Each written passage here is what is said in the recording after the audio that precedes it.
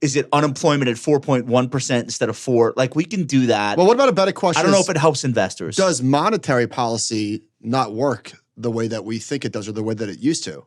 Especially when so much of corporate debt is long-term fixed, and when so many homeowners already locked in a mortgage. Like, what is the transmission mechanism for higher rates impacting? Yeah, we're going to talk about the higher credit card rates and rates for small businesses, but there's a lot of the economy that's insulated from higher rates.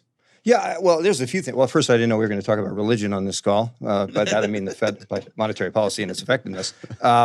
But I mean, so there's a few things. If you don't mind, I'm going to go sort of. Yeah. So one, I was also caught up in the inflation being transitory thing, but I will say this in defense, maybe because I was in that camp. But when it came to inflation, this is all like brand new territory. Unless somebody had Omicron, Delta, and Russia, Ukraine on their bingo card and tracked that through the inflation that it produced, component by component, that's a tough one to make the call on. I agree.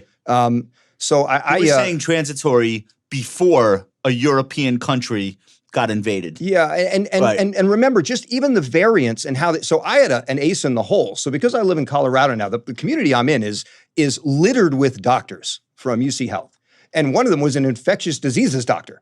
So during COVID, I had the ace in the hole of being able to talk with this person about what was going on. And the thing about the variance is it had ultimately a direct feed-through mechanism to the economy because there was a protocol for what happened if you caught it. Yeah. Right. So remember when we made our way all the way to Omicron, and it was the most contagious, but the least because it was upper respiratory, so it wouldn't kill you off. Basically, at the that's the one that everyone got right after they got vaccinated. It was December 22, right? Yeah, so yeah, that's right. So it's 21.